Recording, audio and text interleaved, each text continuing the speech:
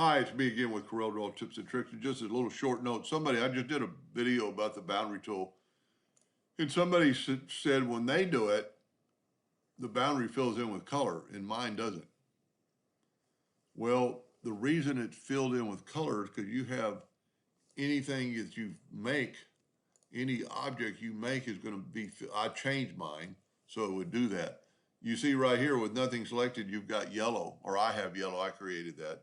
So to get rid of that and set it the way I prefer it, just have no fill, is just to double click on that pen tool and put no fill and then have OK. And then say OK on graphic.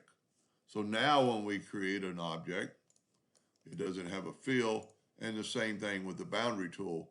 It doesn't have a fill, it just creates a boundary.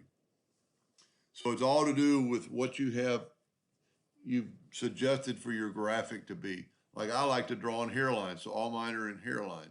I could change that too by just double clicking and changing that with nothing selected. If you have something selected, you get that item.